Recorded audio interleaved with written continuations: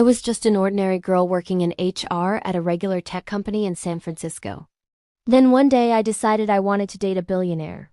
I sat down with my friends, told them my plan, and we mapped it all out together. Premium dating apps, private charity events, tech conferences where the real money and power gathered.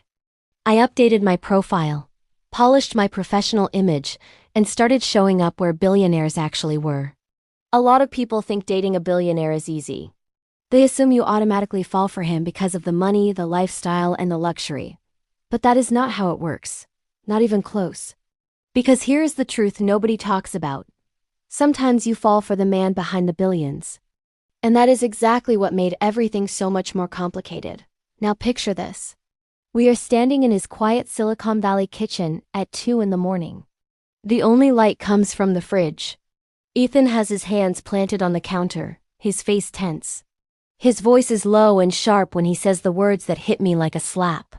You only want the fancy vacations and the luxury lifestyle. That is why you are really with me. You are just another woman chasing the money. My heart stops. I stare at the man I have fallen deeply in love with, the same man who took me to cheap taco trucks and late-night drives with the windows down. And now he is looking at me like I am exactly what he has always been afraid of, just another treasure hunter. How did a regular HR girl who made a strategic plan to date a billionaire end up in this painful moment? Grab a drink, sit comfortably. Hit that like button if you aren't yet. Let me take you back to the very beginning so you can see exactly how my plan actually worked. And why falling for the right billionaire turned out to be much harder than I ever imagined. My name is Sophia. I am 28 and I work as an HR manager at a mid-sized tech company. I have a decent salary, good friends, and a cozy apartment I love. But deep down I wanted more. Not just money. I wanted a partner who had already built something massive, someone ambitious, successful, and secure. Someone who could offer a different kind of future. That Friday night over wine at my best friend Mia's place, I finally said it out loud. I want to date a billionaire. The room went quiet, then everyone laughed. But I was serious. I explained that I was tired of average relationships that went nowhere. I wanted excitement, stability, and yes, the kind of life that comes with real success. But I also wanted real love, real connection, and butterflies. Not just the money. We spent the rest of the night making a real plan. Premium dating apps for high net worth people. Private charity galas. Tech conferences where CEOs and founders actually showed up. I started preparing immediately. I updated my LinkedIn, took new professional photos, and practiced walking into rooms with quiet confidence. The doubts hit me hard almost right away. Was this plan stupid? Was I not good enough? Pretty enough? Successful enough? What if I was lying to myself and it really was just about the money? Those questions kept me awake many nights, but I refused to quit. I told myself I deserved to go after what I wanted. I started executing the plan. I joined exclusive dating platforms and attended my first charity event in Palo Alto. I volunteered at the check-in desk so I could naturally meet people. I wore a simple, elegant black dress and stayed professional. No luck at first. Most men were older or already married. Then came the big tech conference in San Francisco. I used my company badge and spent the entire day networking. That is when I first noticed him. Ethan. He was the closing speaker. Tall, early 30s, attractive, with warm brown eyes, and that effortless confidence. He wore jeans and a plain gray shirt, no flashy watch, no designer suit. He spoke passionately about building his AI company, and how he still loved coding late at night. I was drawn to him immediately. After his talk, our paths crossed again at the after-party I was helping coordinate. He walked by the registration table. Our eyes met, and he paused. He gave me a small smile and kept walking, but something had shifted. 2 weeks later at another private investor dinner, he noticed me again. This time he came over. "You were at the conference," he said. "You were the one making sure everything ran smoothly." We talked for 10 minutes. Easy, natural conversation. Before he left, he asked for my card.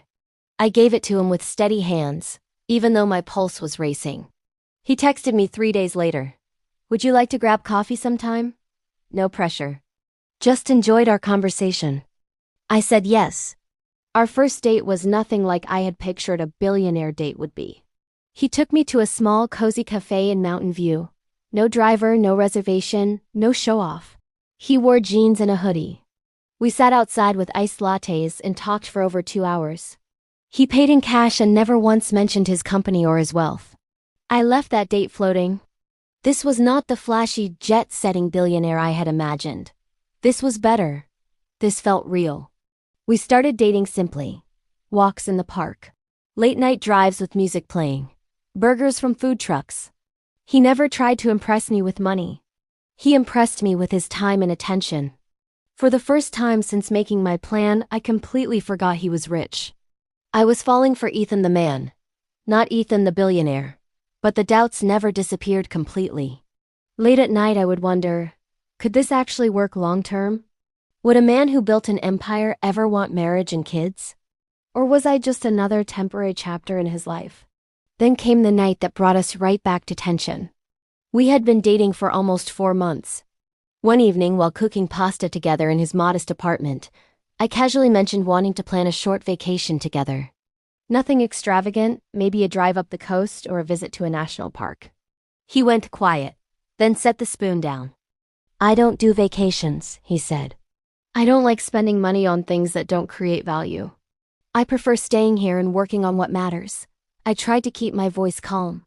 "It doesn't have to be expensive. A lot of people travel on a budget.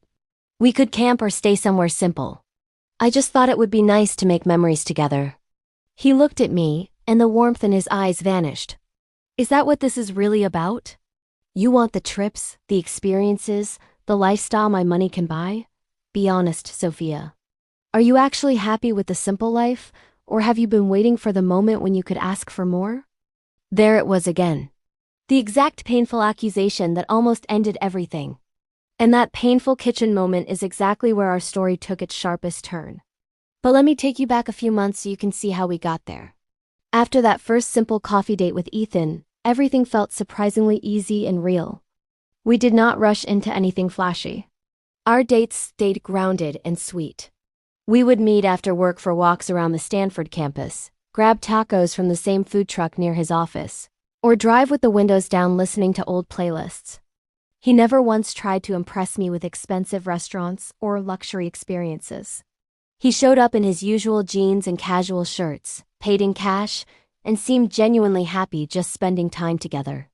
For someone who had made a calculated plan to date a billionaire, this was the complete opposite of what I expected. I had pictured private jets, 5-star dinners, and sparkling jewelry. Instead, I got a man who preferred quiet evenings cooking pasta at home and talking about books, technology, and life. And the crazy part? I loved it. I was falling for him hard, not because of his money, but because of who he was when the money was invisible. My friends noticed the change. Mia kept asking, "So is he spoiling you yet?" When I told her we mostly did normal things, she looked confused. "But he's a billionaire, right?" "Yes, I would say, but he does not act like one." And that is what I like most about him. The first 2 months were pure bliss. We laughed a lot. He remembered small details about my day. He would send me funny memes at midnight when he was still coding. I started sleeping over at his modest apartment in Palo Alto more often. It felt comfortable. It felt real. But the doubts never fully went away. Late at night when he fell asleep beside me, my mind would race with open questions. Was I enough for someone who had built such a massive company? Did he see a future with me, or was I just a nice distraction from his work? Would a man like him ever want marriage and kids, or was his empire always going to come first? I pushed those thoughts down and focused on the present. I kept being myself, professional at work, warm and supportive with him. I never asked for gifts or fancy trips. I wanted him to know I was there for the man, not the money. Then came the night that planted the first real seed of tension. We had been dating for about 3 months. We were lying on his couch watching a movie when I casually mentioned how nice it would be to get away for a weekend. Nothing crazy. Maybe drive up to Big Sur or visit Yosemite for a couple of days. I said it lightly, imagining us hiking, taking photos, and just being together away from the routine. Ethan went quiet for a moment. Then he said, "I am not really into vacations. I prefer staying close to work. There is always too much to do." I tried to keep the mood light. It does not have to be expensive. We could keep it simple. A lot of people travel without spending a fortune. I just thought it would be fun to make some memories together. He nodded but did not seem convinced. The conversation moved on, but I felt a small shift in the air. For the first time, I wondered if our ideas of a good relationship were more different than I realized. The next few weeks were a roller coaster. One day we would have a perfect evening cooking together and laughing until my stomach hurt. The next day he would cancel plans last minute because of some urgent meeting or product launch. I understood he was busy building something important, but the swings started to wear on me. One moment I felt completely loved and seen. The next moment I felt like I was competing with his company for his attention. Still, I kept choosing him. I reminded myself why I fell for him in the first place: his kindness, his intelligence. The way he made ordinary moments feel special. I told myself the money part did not matter. I was happy with the simple life we were building. But deep down the open questions grew louder. Was this sustainable? Could I really be with someone who seemed allergic to spending money or taking time off? Was I fooling myself by thinking I did not care about the lifestyle at all? Then we reached that night in the kitchen. We were cooking pasta together like we had done many times before. The music was playing softly. Everything felt warm and comfortable. I thought it was the perfect moment to bring up the idea of a short trip again. I mentioned it casually while stirring the sauce. I have been thinking, maybe we could plan a little getaway soon? Even just a long weekend somewhere simple. A national park, a small cabin, anything. It would be nice to spend uninterrupted time together. The change in his energy was immediate. He stopped stirring, set the spoon down, and turned to face me. His expression had shifted from relaxed to guarded in seconds. I already told you I do not do vacations, he said. I do not like spending money on things that do not create real value. My time is better spent here working on the company. I felt my chest tighten, but tried to stay calm. Ethan, it does not have to be expensive. Plenty of people go on trips without blowing money. We could drive, camp, or stay somewhere affordable. I am not asking for luxury. I just want to experience something new with you. He looked at me for a long moment, then said the words that brought us right back to that painful place. Is that what this is really about?